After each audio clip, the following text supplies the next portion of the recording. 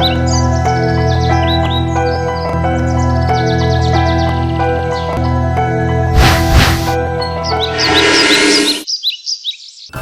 I'm Sanjiv Gohil from Baroda, Gujarat. I'm a man of forests. I have spent almost 20 years of my life exploring the forest. It's all about forest and wildlife conservation. That's what I have been into. So to begin with, as you just saw on the screen, 24, 25 and 34, those are not my statistics. Those are the years of my age which I'll be talking about, some of the experiences which I had in those particular years. When I was 24, to begin with, I'm basically into all kinds of animal rescue as well. So there was a man-eater leopard in a place called Devigarh Baria in my city called Gujarat. I'm from Gujarat basically. So there's a small district called Devigarh Baria. It's a forest area. So there was a leopard which had turned into man-eater. It was on a killing spree, killing humans mercilessly. So we were called by the forest department people, and we went there and we were trying to track the animal down by its pug marks. So we were doing that thing over there. And the leopard was killing very fast. Today, if it had killed at one place, the next day it will kill at some other place. So we were in a dilemma whether it's the same animal or there are two animals on the prowl killing humans. So, but we were setting up trap cages at all the places where we could by locating the animal through its pug marks. Pug marks, we locate the animal through its its feet, right? So we were trying to do that thing. We are putting live baits like dogs and goats in the trap cages which we were setting. But the leopard was not falling into any of those trap cages because it was used to killing humans, which was very easy prey. So ultimately, this thing was going on, and there were 15 people who had been killed. And one day, we were able to locate the animal in the early morning hours. It was sitting in a field with a dead body. It was eating on that body. So we were planning how to go about that thing, how to tranquilize the animal and then capture it. Somehow the villagers overheard us, and they overtook completely. They said, "You guys back off now. We are not going to leave this animal alive because it has killed 15 of our people. So we don't want this animal alive." So there was a mob, and within 10 minutes, almost 100 firearms came out, guns, bows and arrows, spears, every weapon they could get.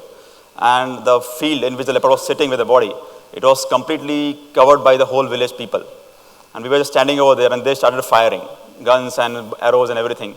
I was standing, and one bullet came and hit a pot just next to me. So then we had to literally crawl on the ground and get out of that area. So this thing began by 8 in the morning, and it went on till 5 in the evening. During this period, almost 11 people had to be hospitalized. They were badly injured by the leopard, and leopard didn't get a single scratch because the guns which they were using, the villagers, they didn't have that kind of bullets which can pierce an animal.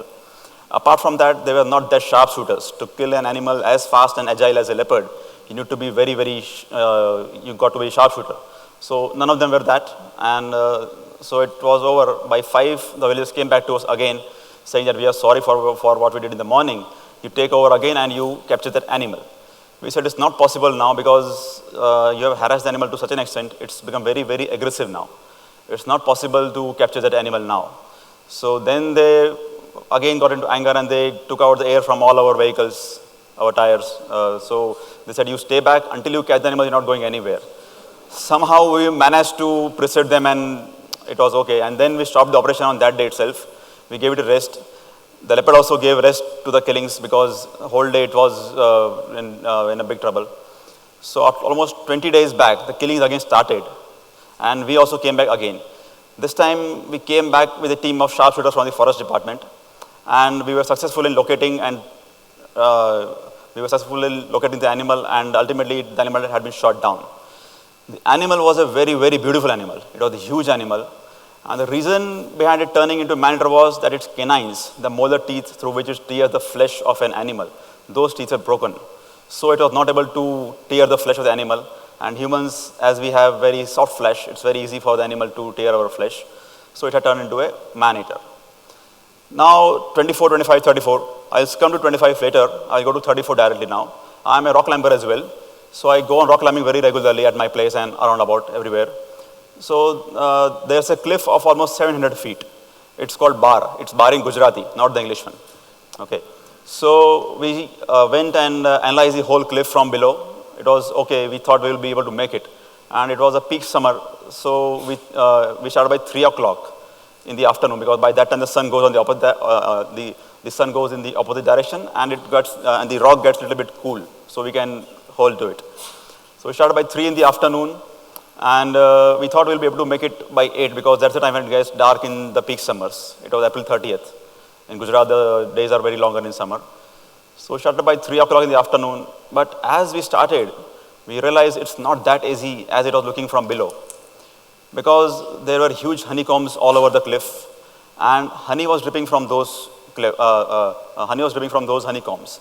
Because of that, the rocks were very slippery, and we were not able to get a grip. There were grips, there were finger grips, all the grips, but we were not able to get hold of those grips because of the honey. So, and we were stuck up at a height of almost 300 feet, and it was dark. It was 8 o'clock, and we had no water, no food, nothing. We had the climbing, we just had the climbing equipment with us. That was all. And it was dark, so we were not in position to go up as well, and neither we could come down because there were huge honeycombs all over.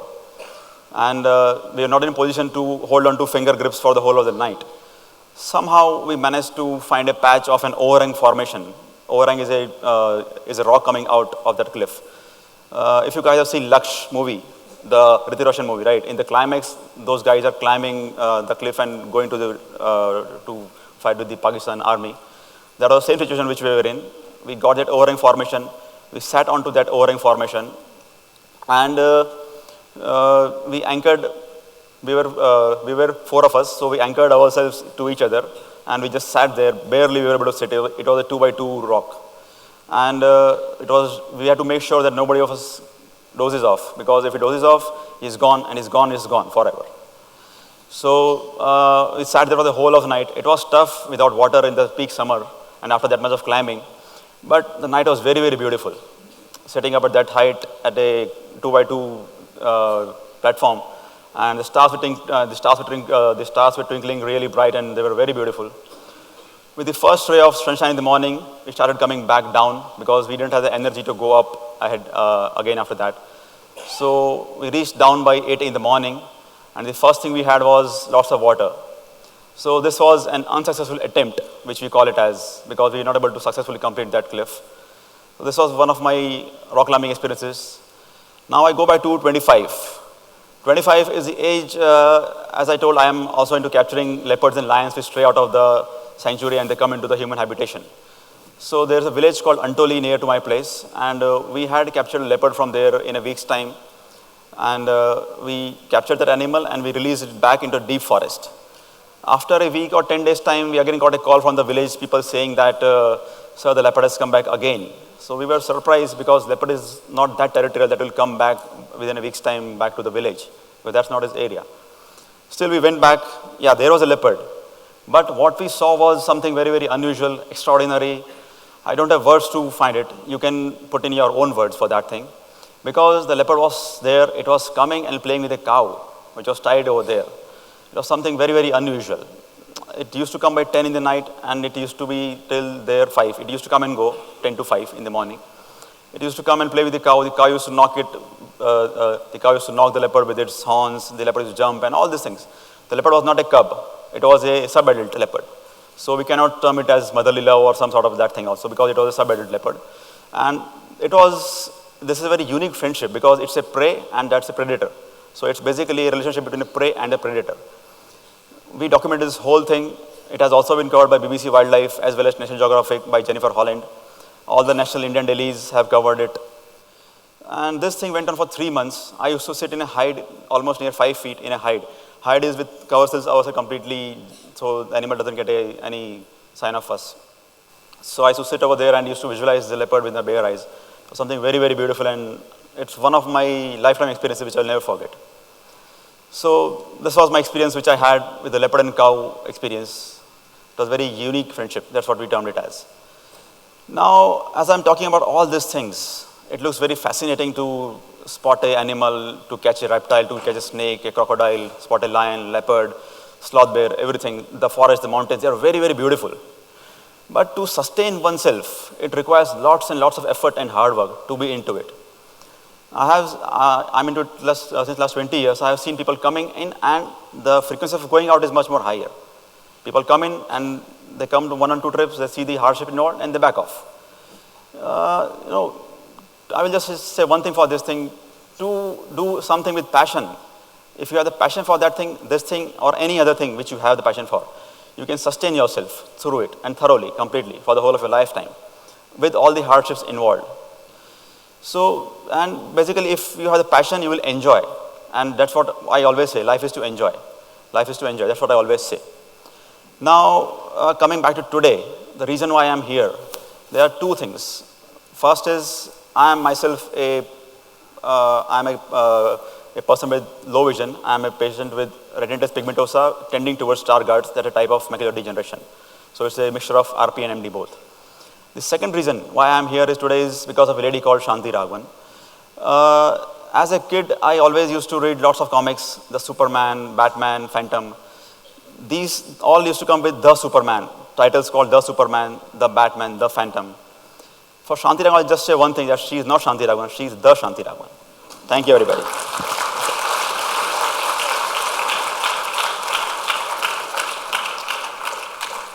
Thank you, Sanjiv.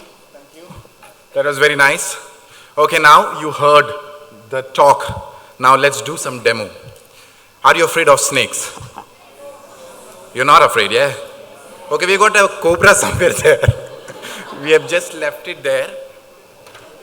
Sridhar, have you left it there? It might be crawling somewhere. So if it comes to you, please give it back. Don't take it home.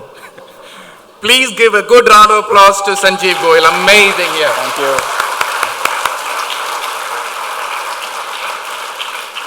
Well, he taught me 3 things today. If you want to enjoy your human life, 3 things. Be an explorer. It is tough, but it is crazy. The second most important thing he symbolizes is passion. Where does this come from? It's within me. I have never turned my disability as a challenge. I just go with the flow. I started losing my vision gradually, but I didn't let that thing stop me because I didn't see everybody has some or the other issue in their lives. Some has some disability, some has the other disability. So I never termed it as a kind of disability. I just went on with the flow. Yeah, I meant to some changes in my activities. I did adapt some sort of changes while I'm doing my things. I used to climb rocks by looking at the grips. Now I just feel the rock and then I climb up. Bird watching, I used to identify the bird by looking at its color, the beak, the plumage, everything. Now I try to identify the bird by listening to its call. So I'm not able to spot a sloth bear now. I sit for the whole night in forest in a 2x2 hide, covered. It is completely covered by bushes and leaves, so that we are not spotted from outside, with a pinhole for the camera or the eye. That's it. And it's not possible for me to spot the animal now. But I still can hear its sound when it's coming. I can hear its sound when it's drinking water. So I enjoy those moments thoroughly, completely. It's not vision that I need to just see an animal, a leopard or a sloth bear or a lion, anything. I just enjoy what it is. Thank you. Basically it's all about enjoyment, and life is to enjoy. Life is to enjoy. And I would really like to say it in your way, the way you said it, in Gujarati. It's called Majama. So, life Majama.